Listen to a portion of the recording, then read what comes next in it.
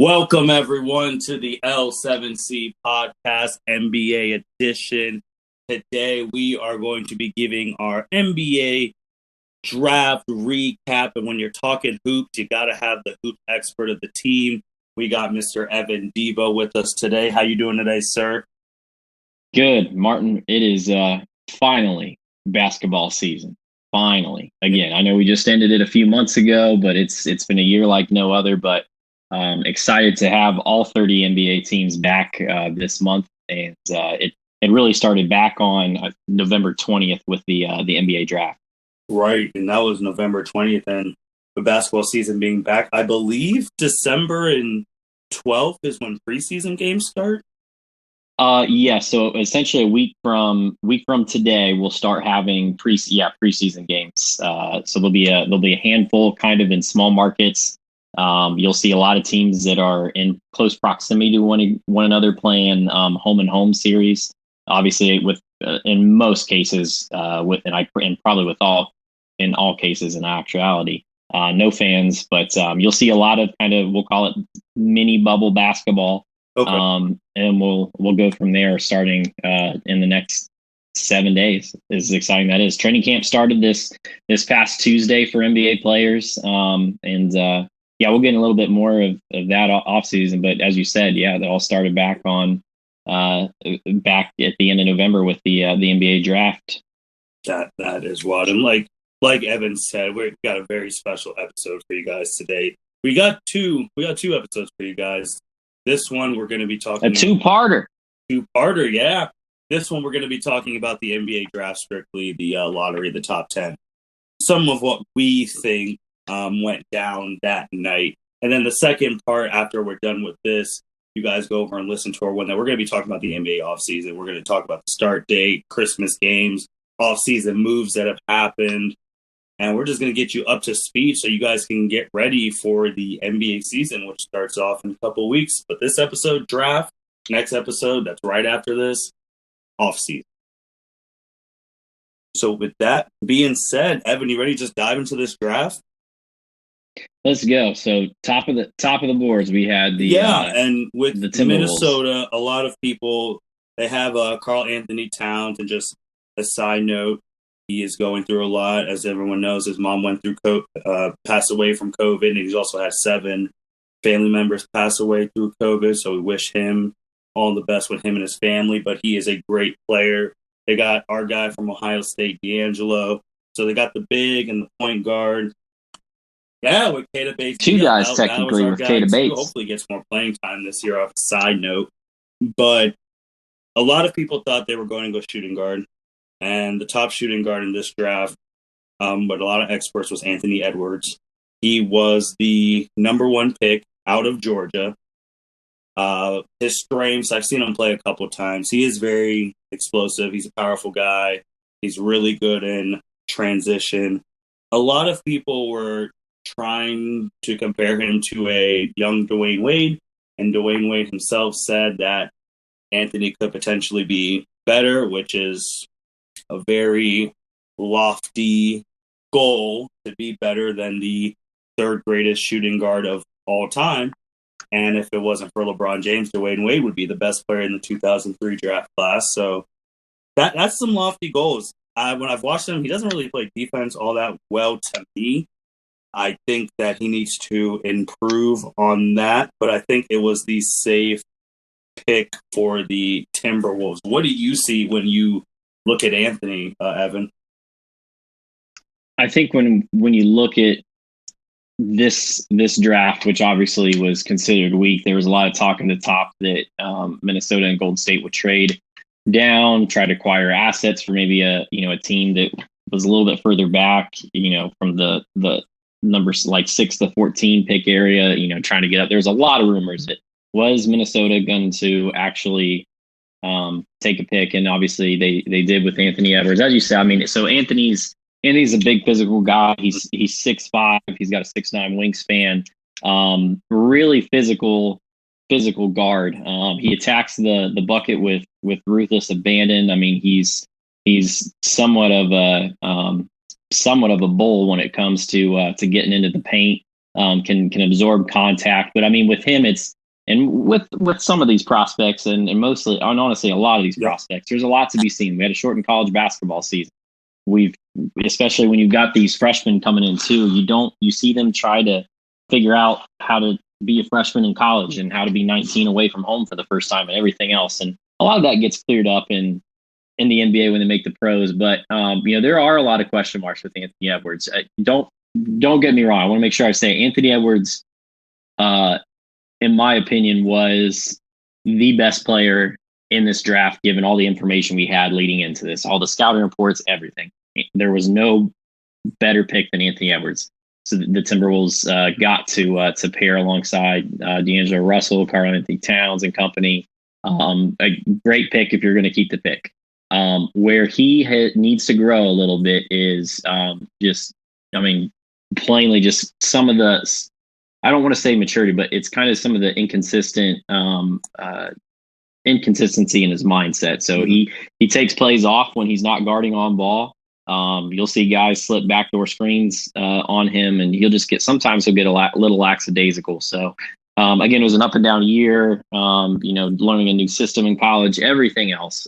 So defensively, he's got some work to do, but obviously his shooting offensively is something that really needs to come along as well. So again, he's kind of a Donovan Mitchell, early on attacking the basket. A guy needs to develop his 18 feet and out shot.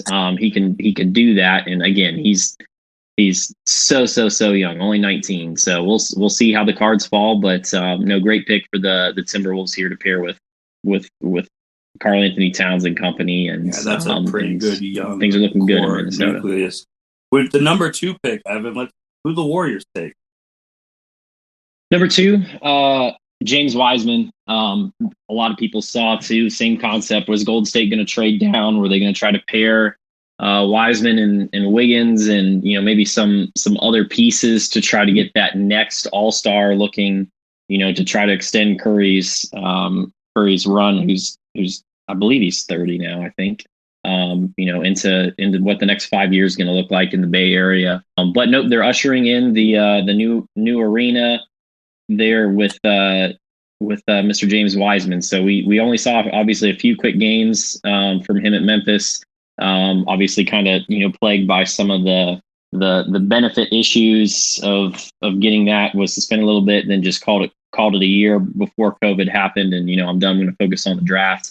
19 in the short time we saw 19.7 points a game, 10.7 rebounds, 3 blocks. I mean, he is your prototypical big who can rim run, who's great defensively. Arguably easily worth that number 1 pick too. If they didn't have Karl-Anthony Towns in Minnesota, James Wiseman easily could have been the number 1 pick as well. But again, we're in a league where we're moving away from bigs. We're finding that you can find the Clint Capellas, you can find the Larry Nances, to come in and be your pick and roll rim runners there, and to set solid screens for your combo guards. James is bigger than that in stature and in how he plays.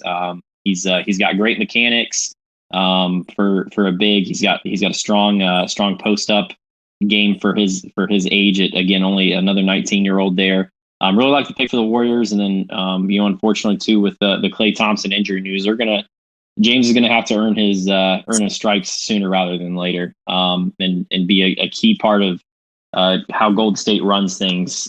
Setting hard picks for Wiggins and for Curry, and working on some interior passing stuff from the foul line down, with Draymond setting each other up. I mean, how those two bigs roll is going to be honestly more important than how Curry rolls, in my opinion, because we know Curry's going to Curry as long as he's healthy.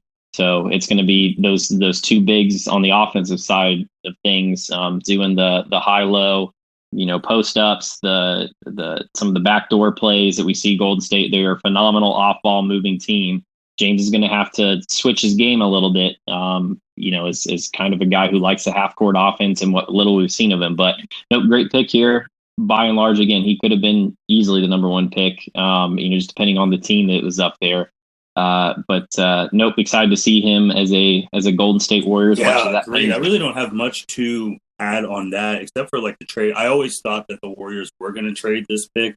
I know there was talks about packaging this to Washington with Wiggins and getting like Bradley Beal, another shooter, because he would probably fit the best in their system in terms of all-star shooters right now, but it didn't happen.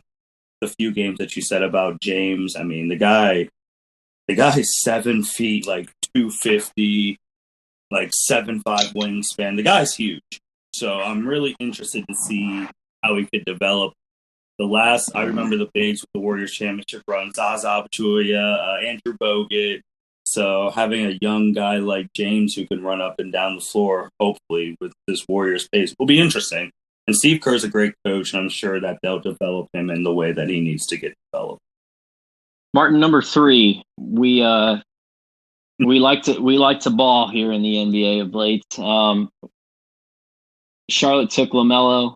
I think that was how most saw this going down after the top 2 were off the board. There was some discussion amongst analysts, really drastically one way, and then as they push closer to the draft, drastically another way, saying that they could see Lamelo really, really sliding, maybe all the way down to someone like the Knicks or the Pistons at 7 or 8. And then there was a huge push, I think, by some of the ESPN contingents and some of the draft analysts over there of, man, Lamelo is the best player in this draft. People will be regretting this.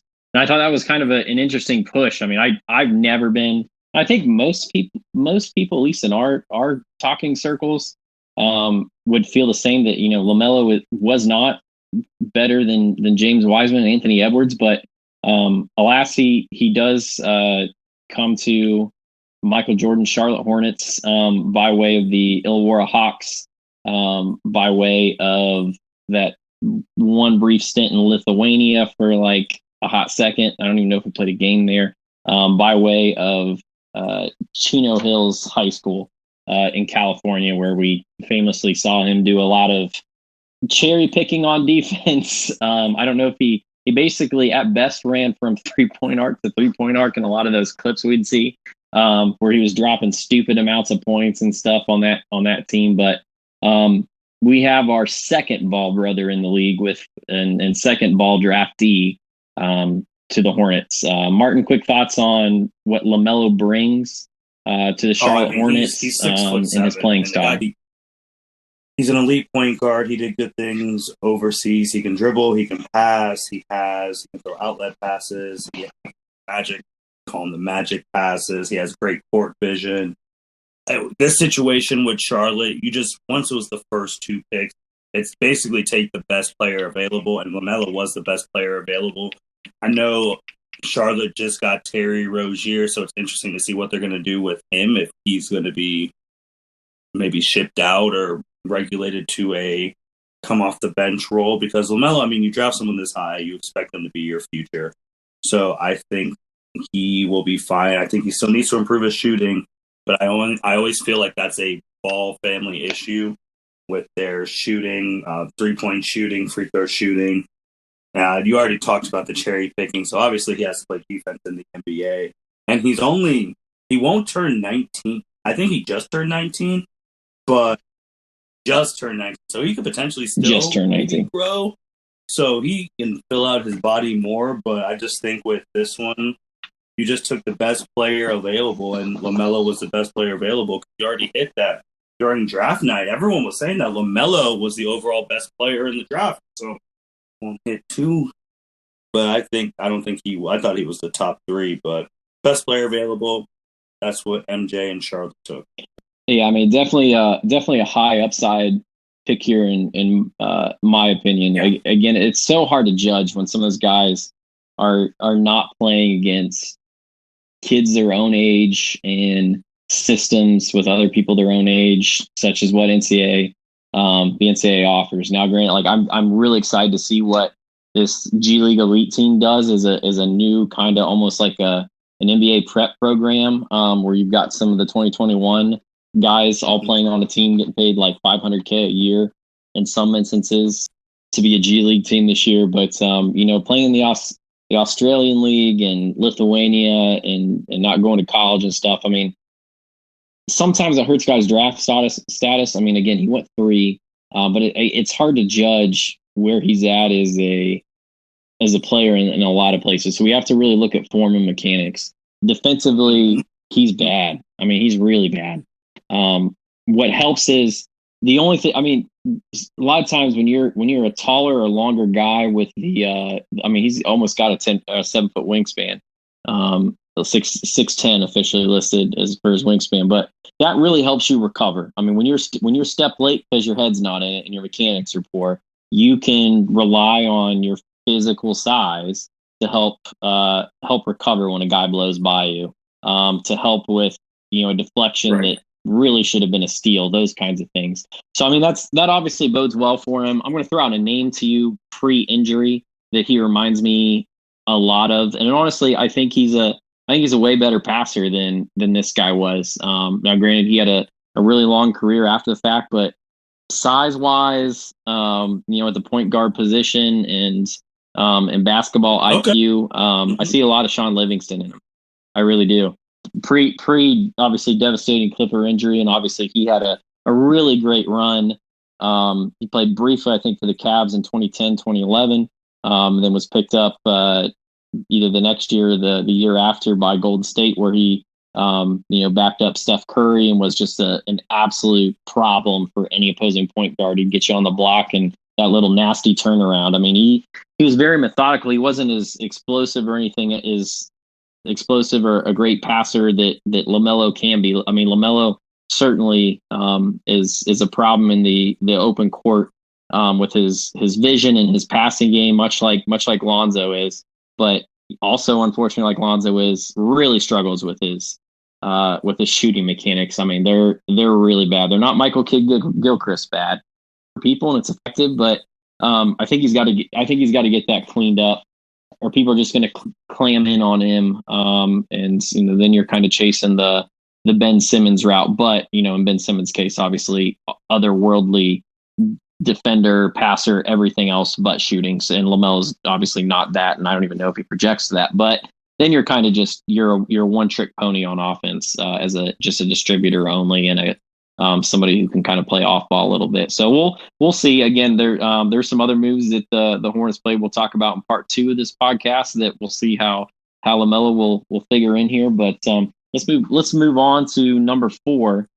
Arguably the first surprise of the draft. A lot of people really pegged, I think, the Chicago to take Deni Avdija, and in some cases potentially even take Tyrese Halliburton that high. However, they went with Patrick Williams, who was a kind of de facto 6th man on a Florida State team. Big physical wing. I mean, he's got all the NBA tools you're looking for. Just didn't play a lot. More of a definitely a working project, but I mean, he's got all the check boxes for physical tools that you're looking for in a Paul George type wing. So I mean, what did you think about the Bulls taking Patrick Williams and him going at number 4? I was shocked. Chuck, who's been on the podcast before, big Chicago. Chucky. Big Chicago. New dad, Chucky. New dad. Big Chicago Bulls fan. He was very upset because, one, he didn't know who Patrick was. So that was a bad thing. And once he started looking him up, saying, how do we take someone the number 4 overall pick in the draft where he was a 6th man in college, and just looking at ESPN's draft thing, their projected role for him as a 3-and-D combo forward. And you take these things with a grain of salt because some people improve on their own time and become better than what ESPN thinks. But I was shocked. I did not think they would go this way. I feel like, no offense to Mr. Williams, if you wanted him, you could have got him a lot lower. You could have traded down and got more picks and got him if this was your guy. I was shocked by the move. I mean, they got Zach LaVine and some others, but if he's going to come in there, play some defense, and be a big physical imposing presence, then that's what Chicago wanted, and that's what they got. Yeah, I mean he's really a project here, and we've seen projects pan out really well. Obviously, I mean when the Bucks took Giannis, I mean no one in the right mind. I mean they just had seen some like Greek YMCA like gym highlights basically Yeah. against just him like bullying talent, and was obviously rail thin and everything else. Now you don't have the thin issues here with Patrick Williams at 220. I mean 225, but again he's a really kind of a combo offensive threat, who can also screen a lot in the right system. I could see him doing that a lot for Zach LaVine, doing a lot of 1-2 stuff with him down the road. But again, I mean, there's just a lot of question marks here. I don't want to say that. I mean, it was like a trash pick or anything like that, but high free throw percentage shooter, 83% when he gets to the line. But I mean, he's going to be a great. At worst, he's going to be a really great wing defender. I think. I see a lot of kind of Jeff Green-ish in him. Maybe not Jeff Green's mentality, because I mean Jeff Green, in my opinion, could have been an 8-time All-Star or something, if he just had the willpower and energy, and had that mental side of his game. I mean, you can ask our other buddy, Jeremy Young. I've had stock on Jeff Green Island for years, even though everybody's like, why does this guy keep getting money and contracts? But I mean, I'm excited. I really hope Patrick pans out. I mean, the league is at its best when you've got your big, 6'8" to 6'10" wings that can just score over top of people. Your Durant's, your Giannis's, your Kawhi's, your Paul George's, and maybe we're looking here in 2-3 years, and Patrick Williams is that next budding guy to break out that way. Maybe starts on the defensive end, works on that 3-point shot a little, and gets there. So, Agreed. The number 5 overall pick was the most important pick in the draft was to the Cleveland Cavaliers. And Evan, I'm going to sit back, and this is your segment. Go ahead and tell us what the Cavs did and what you liked and didn't like about it. The Cavs' perspective, they have Jetty Osman at the 3, who at times shows some great flashes. He can finish in traffic. At times he's kind of a bad from a shot selection standpoint. Great, really good developing 3-point option on the end for kick and shoots. When he starts to ISO down and everything else, that's when Jetty gets in trouble. But I think for the Cavs, what really stood out the most with them, and they also entertained offers for the number 5 pick and falling back and looking harder at Obi Toppin, a Dayton native and everything, or not Dayton native, New York native by way of playing at Dayton UD. I think what stood out for them with Isaac was, he's that high motor, every 24-second shot clock kind of guy, like they saw and fell in love with Colin Sexton a couple years ago. I mean, Colin Sexton's nickname is Young Bull. I want to look at Isaac. I mean, he is a bull defensively. I mean, he's a guy you can stick on somebody's best perimeter player every game, and he's just a freak size wise. I mean, not so much in stature, but I mean, Martin, this guy could probably like bench press some D linemen out of the gym. I mean, he's got just boulders on his shoulders. He was a big part of Auburn's run last year in college basketball before things went down. Only averaged 12.8 a game. Really, he's going to have to really work on that distance shot. He claims he's been plugging away all summer working on that. I mean, you got to hit the NBA 3 to be a wing in this league. So he's 6'6", in my opinion, maybe a hair undersized for the wing position. Cavs do have Kevin Porter Jr. too, that they've had in the having the wings, and in my opinion, arguably their best kind of prospect of the last couple of drafts with Garland and Sexton and everything else. So he's in the mix as well too. So you'll see some really small lineups, I think, with three of the 4 guys out on the court at the same time, with Love as a big and maybe a stretch 4, like Jetty if you're going super small. But Isaac is, again, his defensive IQ, his his mentality, how he attacks practices, his size. I mean, this was the pick for the Cavs, who were the worst defensive team last year in basketball. They're undersized. Colin Sexton came in kind of hanging his hat on defense, coming from Alabama. He really gets picked apart at times, and I think it's just kind of a mentality thing. And Colin will get better at that. There's no doubt in my mind. He's got the tools and put on a lot of muscle himself in the last 9-10 months without basketball. But we sorely need that. You can't change an entire defensive scheme and shoot us up the rankings and points allowed in the paint, 3-point percentage allowed and everything else just by adding one guy. But I think that lightens the load for the others and helps them with some of their deficiencies when you have a guy like Isaac come in. So kind of a stretch here. I mean, Isaac certainly has in front of him the opportunity to. I don't think he's going to start the Cavs' first preseason game and against Indiana next Saturday, but I mean, he's certainly got the potential to 2-3 months in, he could be our starting small forward. And he certainly got the potential to kind of take the Jimmy Butler approach, where you're a physical wing coming in to the league that kind of hangs your hat on defense. You develop the shot. I mean, Jimmy coming out of Marquette was anything but a shooter, and he's really good at picking his shots now, and was key to the Heat's run of the finals last year. But I probably was going to sell myself on whoever it was, Martin, to be honest. The Cavs picked at 5, but I am really excited about Isaac Okoro. I can't wait to see him out there on the basketball court with our guys running the floor, helping in the passing lanes with deflections, with when you get on a mismatch on you and he's able to body up that big who's trying to exert a mismatch. He doesn't give a lot away at just 19 going on 20 here in another month or two. Real excited about Isaac.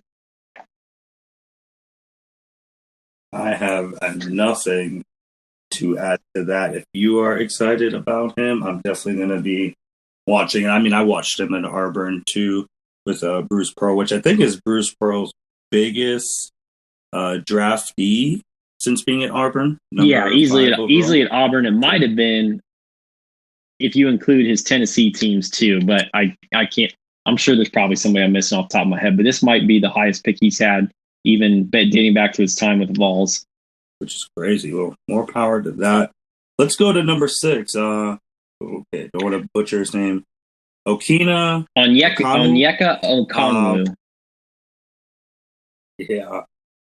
He was drafted to the Atlanta Hawks. And me personally, with now the Hawks getting Rajon Rondo, I actually like this pick. The guy's strong.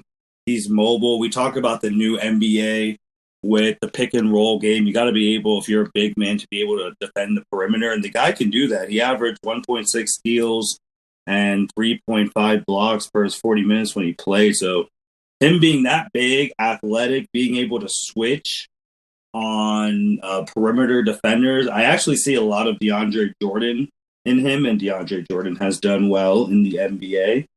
I just think he needs to. He is 6'9", so he's a little bit shorter on the center side. But I do think with his leaping ability and being able to guard the perimeter, he can have a pretty long career here in the NBA, being a lob catching, shot blocking type center like DeAndre Jordan, especially with Rajon Rondo. Yeah, I mean that's going to really help them. I think where the Hawks have all but mailed it in on their draft pick from a couple years ago, John Collins, unfortunately, and they tried to move John Collins. That was kind of the lob threat of sorts, and the pick and roll threat with Trey so far in the league. But what I really like about Okongwu, and again, the Cavs, ended up moving on from Tristan Thompson in the offseason, but he certainly would have been a great pick, I think, for us as well. I mean, I see a lot of Bam in him, I'll be honest. I mean, you've got this raw, athletic freak in the post that can handle really well for a big. I mean, by all means, he's not. I mean, size-wise, he's very comparable to Patrick Williams. Obviously, probably outweighs him by another 20 pounds or so, maybe a little bit longer standing reach. But what differentiates him from, I think, Patrick Williams too is just, I mean, he's just so versatile as a as a defender, I mean, you can put him basically probably 2 through 4 and be or 2 through 5 and be all right defensively. If he gets switched out on the perimeter on a guard or something like that, I mean, he can close out to make up for the lack of foot speed, having to chase around those smaller guys. But you're right, bringing in Rajon Rondo, playing alongside Trae Young, that's really going to bode well for him for pick and roll stuff. Where he does need to develop a little bit more is, hey, if you're catching the ball at the foul line off a double team split, or you're rim running, sometimes he hesitates a little bit before realizing, hey, I'm going to commit to attacking the basket, or I'm going to look for that kick out back to three, or I'm going to catch that guy who's rim running from the wings down to the basket to get that extra pass for the easy bucket. So that'll come in time. I mean, he's only 19, as most of all these guys are, but he's in a really good spot, I think, in Atlanta. So I really like Okongwu and what I saw out of him at USC. Going to the number 7th pick, I think. Detroit basketball. Sorry, I had to say it. His first player from overseas, Killian Hayes from France, 6'5", Frenchman, 192. He plays the shooting guard position. I think he's 6'5", so that's always a good frame, especially for a shooting guard. Has the tools. He could play defense. He could change speeds when he has the ball. I personally have not seen him on too well. I had to look up his highlights before coming on and talking about it because I've never seen him play. So, Evan, if you've seen the guy play, please enlighten us. Yeah, I mean with Killian, he kind of made a name for himself from a journalist. Kevin O'Connor at The Ringer said, "Yep, number 1 pick. He's the best option available to be drafted in this draft, 3,000%." So people are like, "Whoa, who's this guy?" And a lot of people contested that. Another 19-year-old, and kind of was the case. With some of our other picks. I mean, barely 19 here. Really dynamic guard. Lefties, I always feel like that helps you. Shout out Jalen Rose and the lefty squad, who's always propping him up on Twitter and stuff for the rare lefties in the league, because every once in a while, getting the heat of battle in NBA action, and you get taken off your feet and maybe a step slower to contest lefties just out of instinct, as opposed to people are traditional righty shooters. But average 11.6 points per game, 5.4 assists, really low 3-point shot of 29%, and almost a 90% foul shooter. So, minus the 3-point shot, really what you're looking for in a wing. He's got great court vision for his age. It's a really good pick for a Detroit team that just needs talent in so many areas. I really like. I mean, unfortunately, that's going to come with a lot of expectations for Killian. But I mean, I also kind of like those things where you don't have to fit somebody else's system, as opposed to Onyeka Okongwu. Coming in, he doesn't have to be the center point of an entire franchise with a pick, and that's kind of the case in Detroit with Killian Hayes here. He's really great on the pick and roll. He's for his size, he's 215, which, I mean, we've seen some tinier guards in here with, Mr. Ball being another one for his size, height, weight wise. But 6'5", 215. I mean, he can kind of bully ball some smaller defenders who are 6'2", 6'3" and under. Your Fred VanVleet's in a couple years, those kinds of things. Even though Fred's a really good defender himself for his barely 6 foot size. I mean, high expectations with Killian. And there's so many guys, there's so many question marks up and down this lottery, Martin, and probably beyond. You know how it goes. That if you're giving me a handful, if you ask me today, who are like 4 guys that when we all look back at this and say, how did everybody miss on this guy? I'm not saying Killian's going to be that. I would not be surprised if in 3, 4, 5 years, Killian Hayes is the best player in this draft. There's just, again, there's a lot of question marks. It's been a year like no other. We haven't had basketball in 7 to 8 months. Another overseas guy where sometimes the game footage and the talent and everything else is hard to see how and project how it's going to translate in the NBA. But Killian certainly got all the tools, and he'll certainly have the platform in Detroit to make the most of his opportunity here in the world's biggest league. Agreed. We went from Detroit basketball to the Mecca, the New York Knicks, and every time the Knicks pick is up, there is always intrigue on who they take. And Martin, I realized in the draft. Sorry, go ahead. They took Obi Toppin, the college basketball player of the year from right down the road from us, Dayton, Ohio. But Evan, go ahead. You were going to say. I just want to say, like, in terms of the draft. So the draft being held virtually, with fans piped in and everything else. Man, I didn't realize till the Knicks picked. I miss the shock Knicks fan video footage desperately. The kid with I've lost my first puppy, like just shock on his face. The Snapchat kid or whatever we called him. I miss those crazy overreactions that the passionate Knicks fans give to every draft pick, and unfortunately, rightfully so, with how they've spent the last few years. In 8 to 10 years, you go back to the Ronaldo Balkman first round picks and all those awful disasters. With the exception of Kristaps and a couple others in there, but with OB, as you said, another guy that honestly I would have loved to have on Cleveland. I think I'd put him at the top of my list. We just talked with the last pick. If you're looking ahead 3, 4, 5 years, who would you not be surprised the best player in this draft? It well could be hey, we're looking at OB with 20 points a game, 7.5 rebounds a game, shoots almost 40% from 3, 6'9", 6'11" wingspan.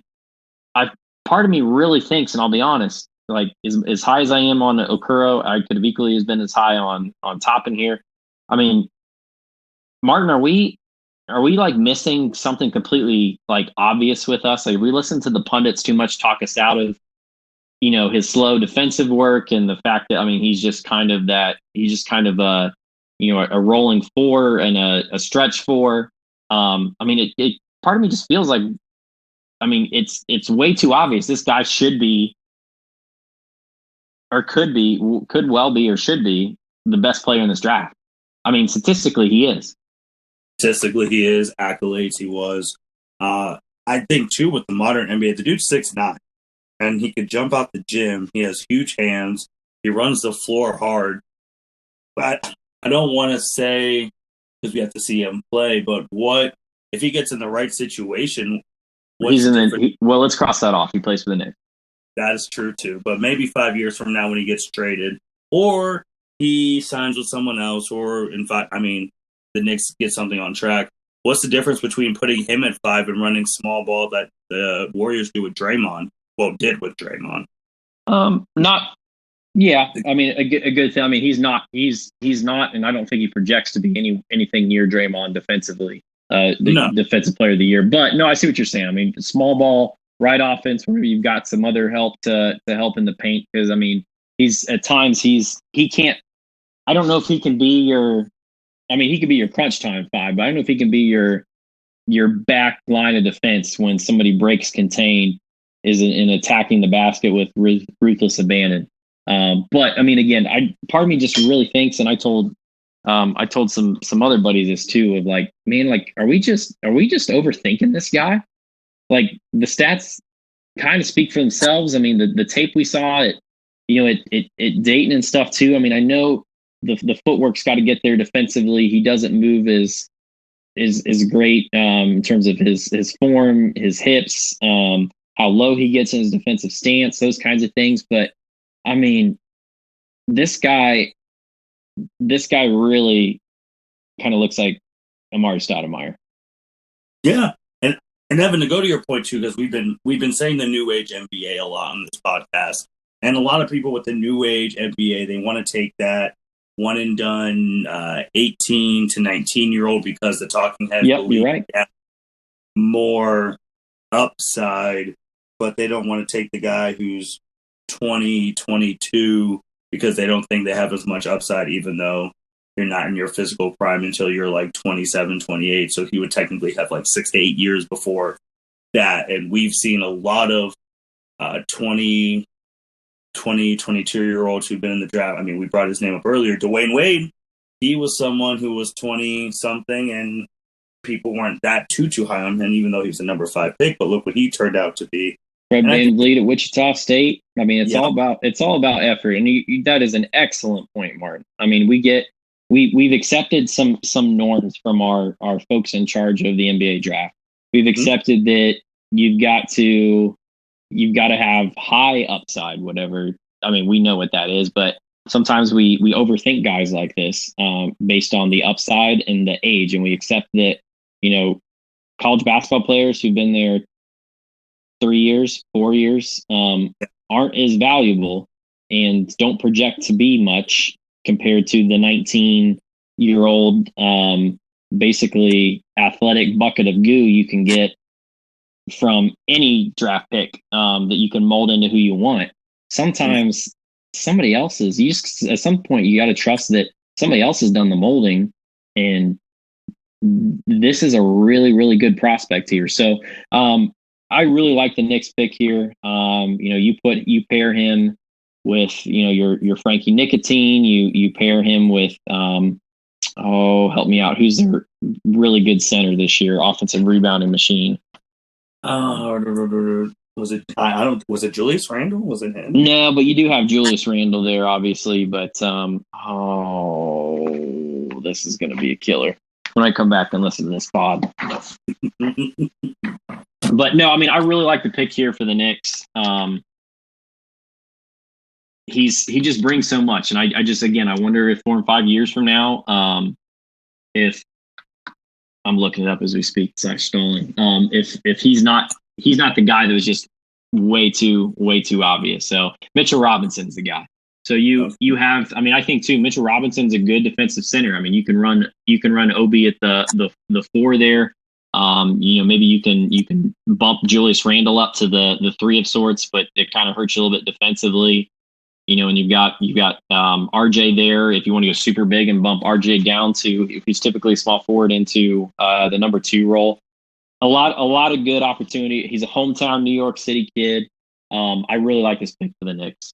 Martin, let's move on to the Wizards of the District of Columbia. Wizards took another guy I was really, really high on, and I watched so much film on Okoro, on Toppin, and who the Wizards took here with Denny Avdia. A lot of people want to make the comparisons of, hey, you've got a young 19-year-old, long 6'9", European kind of combo forward, and people start looking, oh, Luka. First off, Luka's basically the Slovenian or Serbian. I can't remember where he's from. I think he's from Slovenia. LeBron James, in my opinion. So he's not that. So people need to stop talking about that. But Denny does a lot of really, really good things. I mean, his court vision, Martin, is just out of this world. I mean, some of the passes he makes, the through passes through the holes that don't exist or only open just briefly in terms of running the open court and finishing. He's a crafty finisher. He really, really is a good defender at 19 too. At 6'9". He'll put on a little bit of weight probably here in the next couple years. 215 is probably a little light. But I mean, that's not a spot where you're going to get completely muscled around by the wings of the NBA here. But really great ball handler, can run the pick and roll phenomenally. Really love this pick for the Wiz. To go with Bradley Beal as another ball handler for pick and roll, another pick and roll combination with Thomas Bryant attacking the bucket, and then a little teaser for part 2 of our podcast. Somebody else who can do a lot of off-ball stuff with Denny, with one Russell Westbrook. Right. Only thing I didn't like the Luka comparisons as too high expectations for the kid. Too tough, but he's still good. That's true, and I don't know if my expectations are as high or higher who I'm going to potentially compare him to, just because of the aggressive offensive side he did in the pick and roll. I want to compare him to probably my top 3 foreign player ever, Manu Ginobili, with the way that Ginobili used to attack the basket back in the day, and then he developed as a defender, obviously under Popovich. And the guy can pass too, and he's not afraid, and he has that swagger. And Ginobili, obviously, you saw him throughout the years. Big moments, that guy really shines. So I'm not saying he could potentially be a Manu either, but just the way he attacks the basket reminds me a little bit of Ginobili, early in Ginobili's career. Yeah, I mean, he's definitely got the early Ginobili passing game down. I mean, he sees the floor so well for 19, and that's so rare. That really helps guys, down the road too. But on the other end, it's as it is the case with all rookies. I mean, you got to prove yourself at 19. But I really like that. When I looked at the Cavs, when you look at the Wizards, they're teams that could really use a solid three. I think both teams got their guy. At least they're going to invest the next 3-4 years in. I think he adds a lot to the Wizards, who I think are going to surprise a lot of teams this year for the playoff run and the play-in games for a playoff run. Martin, let's go on to baby Dwight Howard with glasses at number 10, as the Suns pick up Jalen Smith from Maryland, 6'10", 7'1.5" wingspan, just physical post presence to pair with Chris Paul, to pair with Devin Booker, and to pair with the draft pick driving the center from the Bahamas we just drafted a couple years ago. DeAndre Ayton, yes. So I mean that's suddenly a really, really long lineup and some exciting pick and roll stuff. You've got no better pick and roll guy. Not to say he's as quick or whatever, but we all know how crafty Chris Paul is. You got Chris Paul feeding you the ball wide open with a couple dribbles to slam the hoop. Really like Jalen Smith's mechanics too as a shooter. I think that's going to surprise a lot of folks too. We saw that Maryland, 15.5 points a game, 10.5 boards. And then, kind of a semi-block party in the Big Ten with 2.4 blocks a game at night from this young man. Martin, what do you think about the pick? Oh, I really don't have that much to add about him per se. I watched him obviously because he was at Maryland and he was in the Big Ten. So going against Ohio State, I think the biggest issue, I think I brought this up with one of the other bigs, is that I don't know if he can guard the perimeter when he gets switched off on a pick and roll. Because, that's just the name of the game now, pick and roll. Can your big guard the perimeter? It just does so much more for your defense if they can. And he's going to be going against the top perimeter players in the league when he gets switched. So I think that is my only concern off the top of my head. But with the acquisition of Chris Paul, and I think Devin Booker is going to have a breakout year. I think this guy can really, really prosper. And floor spacing, he's a shot blocking big. That's the type of attributes that can give you a 5, 10, 15 long career in the league. Yeah. I do question having him and Ayton. They're definitely two different bigs. Ayton's more of your physical kind of half court big, your Greg Oden in college type thing. But that is a lot of investment into two centers that early on. Now again, you can use a really big lineup with the two of them playing, just from Jalen Smith's ability to stand out and shoot a little bit. But I do worry about it, is there a crowded front court already, and they haven't even played one game or preseason game yet. So we'll see on the Suns, but obviously from a pick and roll perspective, Jalen's really going to benefit from having Chris Paul and Devin Booker and getting being the beneficiary of lobs and rolls to the rim off double teams and everything else. So let's move to the team that did not make the playoffs for the first time this millennia, the San Antonio Spurs, who drafted Devin Vassell out of Florida State. Devin, another really good defender, long, 6'7", 6'10" wingspan. A lot of similar things to Isaac Okoro. There was a leaked video amidst all of the hey, we're doing scouting reports on YouTube. Martin, did you see the leaked Devin Vassell shooting form video? I did. I saw it. Oh, it looked absolutely awful. And now, granted, like 2 months later or a month later, he finally spoke on it. Was like, oh, I was just screwing around after practice one day, and people were like, what? Maybe he should take him. Like maybe we just been way overthinking this. But I don't know if I'm buying that. One, two. I mean, he wasn't that great a shooter anyway, but I mean, he's super long. I mean, his release at 6'10", I mean, reminds me a lot of he's definitely shorter, but I mean, he reminds me of like a poor man's uh Jaylen Brown from a release standpoint at times. So I mean, like I think that part of his game's going to come. But really, again, really versatile wing, really great defensive effort. I think he's your prototypical Spur. He's a guy who's going to be a 3-and-D guy, and then how he develops in terms of his ball handling ability and everything else will determine his success in the league. And obviously, learning under Pop, as long as Pop's going to be there, and Becky Hammond and Tim Duncan, great system, great pick. Oh yeah, with whoever the Spurs were going to take, I was just going to say they know what they're doing. I mean, they always find diamonds in the rough, from Manu to Tony Parker. They always know what they're doing. So maybe that's obviously giving Pop the benefit of the doubt, which he obviously deserves. So anyone who the Spurs picked, that's what I was going to say regardless. But he's good. He's good. He is good, though. So we'll see how Pop, and they needed some guard depth. So we'll see how Papa does it with him. We're going to Sacramento. We going to Sacramento?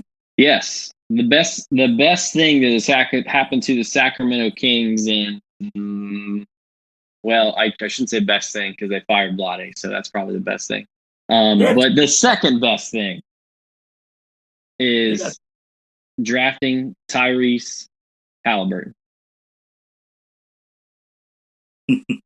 Tyrese Halliburton, a 6'5" shooting guard from Iowa State, 6'8", really long. I mean, arguably the best shooter in this draft. Another guy that when I look at Toppin, this is the 1A or number 2 when we look at our draft. And in 5 years, you told me Tyrese Halliburton was the Devin Booker of this draft, I'd believe you. Oh, he's yeah. I mean, I'm not saying he is, but I mean, this guy's got all the tools. I mean, how he handles pick and rolls. He's not solely just a spot up shooter. Got really great NBA range. I mean, tremendous form.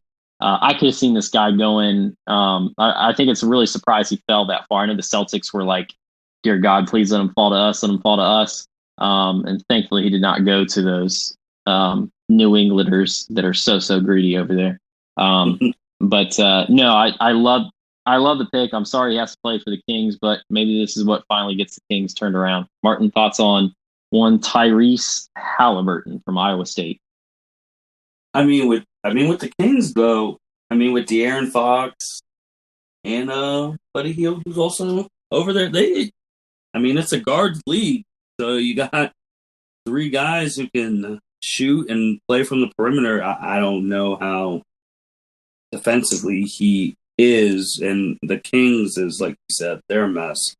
But he was a great college player, and you are right that a lot of people actually potentially saw him going in the top 4. Yeah. So there's some discussions with the Bulls at 4 easily.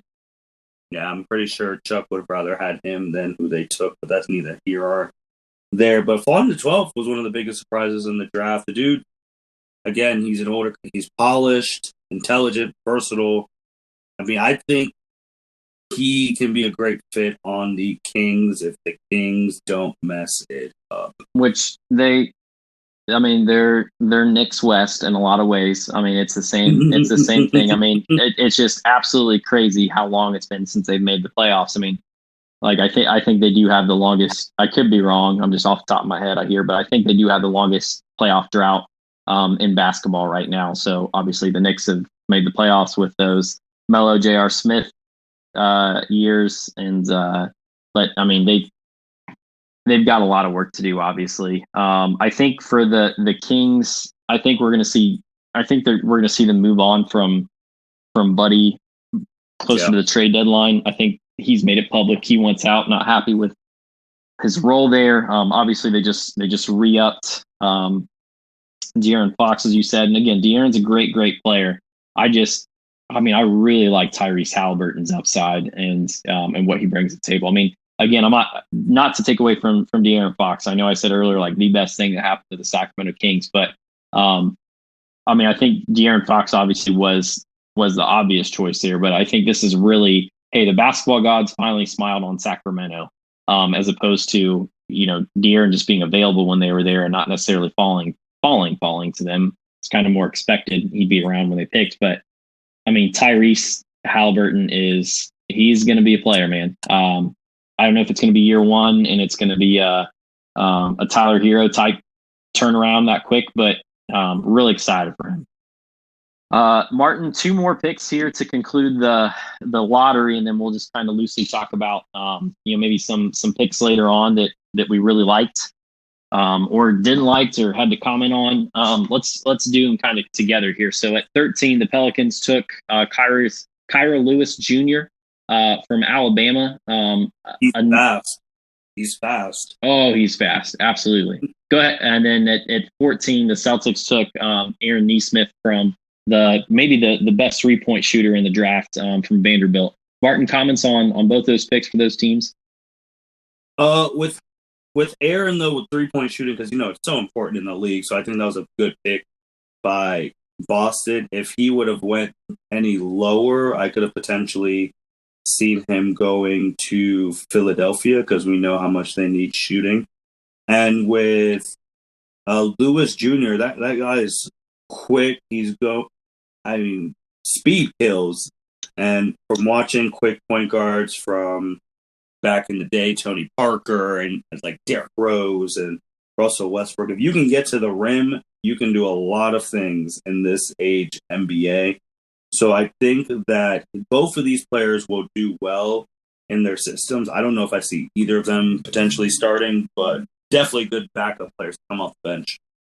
Yeah, I mean, at the time, it didn't make sense when you have Lonzo Ball and you have Drew Holiday on your team for Kyra Lewis Jr. But as we saw, the Pelicans move on from Drew Holiday. Kyra Lewis comes in and he's kind of that De'Aaron Fox, speed demon. Just absolutely. You got to get out the stopwatch to watch that guy go end to end quick. I mean, he's really good defensively too. I mean, quick decision maker, which sometimes too. I mean, he'll overexert himself on the offensive end, try to force something at times. On defensive end, he'll try to speed up a anticipation of a jump and get bit on a backdoor play or something like that. But I really like this move for the Pelicans, just to add a new wrinkle to that. I mean, they got a lot of question marks to figure out. I mean, they're a great team. I mean, they got to figure out continually to work Zion in. Obviously, you still got JJ Redick for another year. I don't want to say they're the island of mismatched toys, but I mean, they definitely are looking for direction. That's why they made the coaching change. That's why Stan Van Gundy's in there.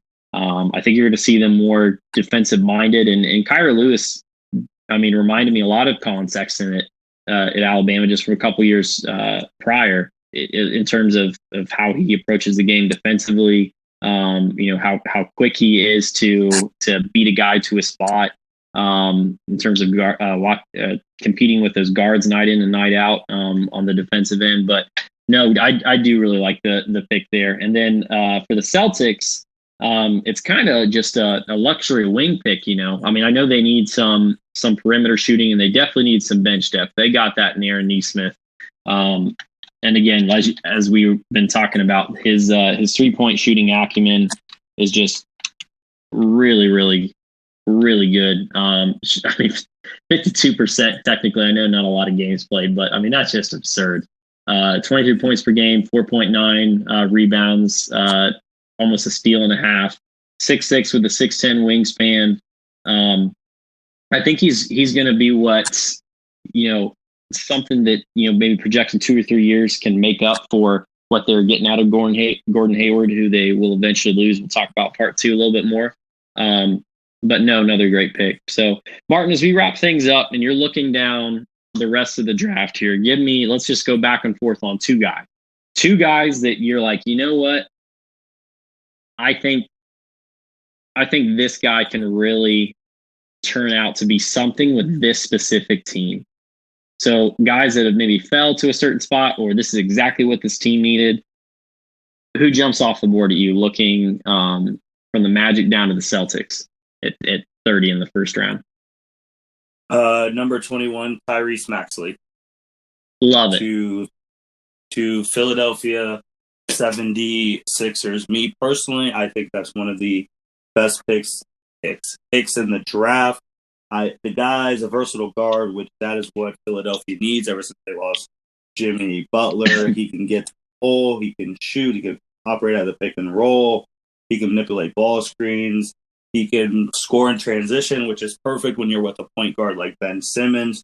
So I personally think that is one of my quote unquote sleeper top picks of the draft. You stole that one from me, but good thing I've got a few other ones I want to comment on. Sure. Just one quick note: Tyrese Maxey.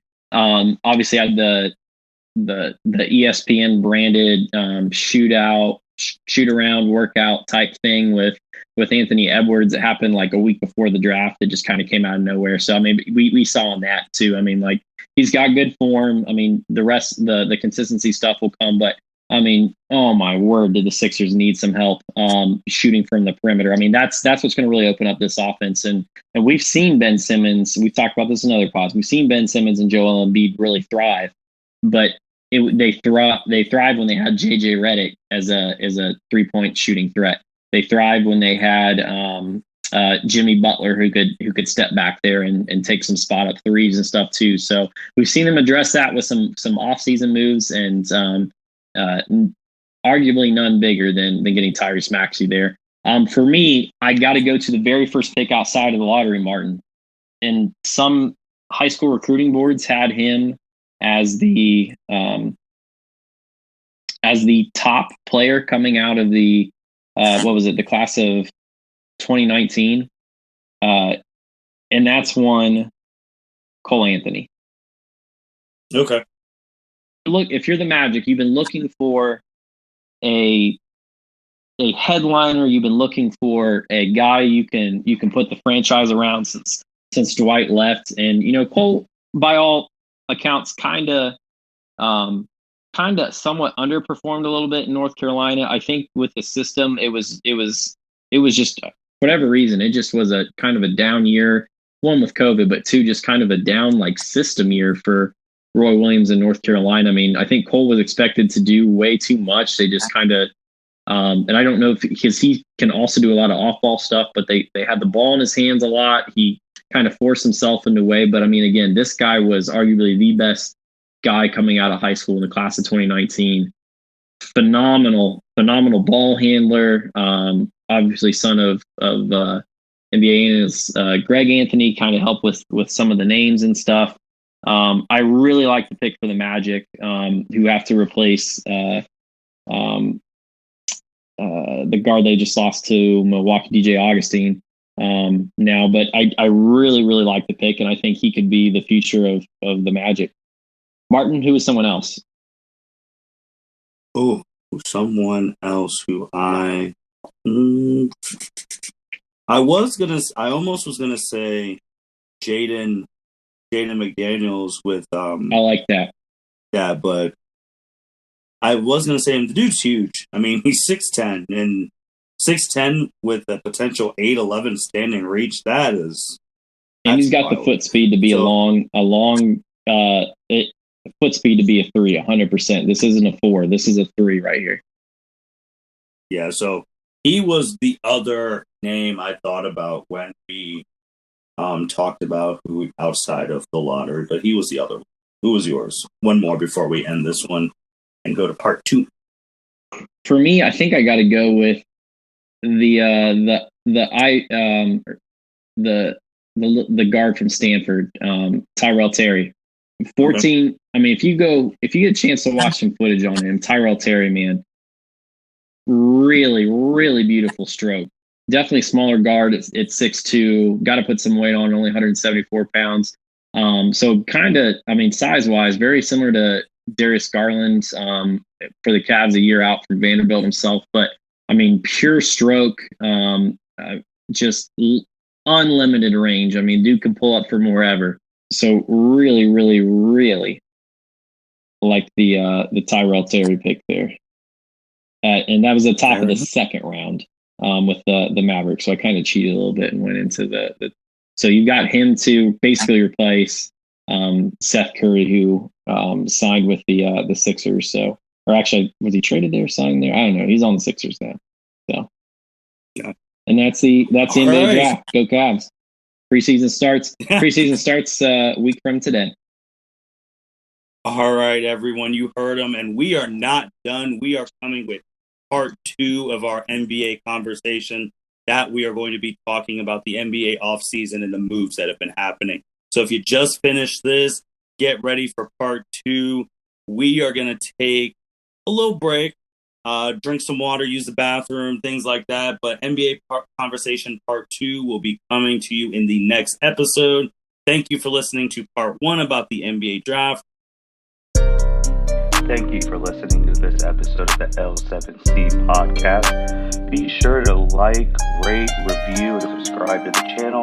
Follow us on all social media platforms, and we'll be talking to you guys soon. Take care.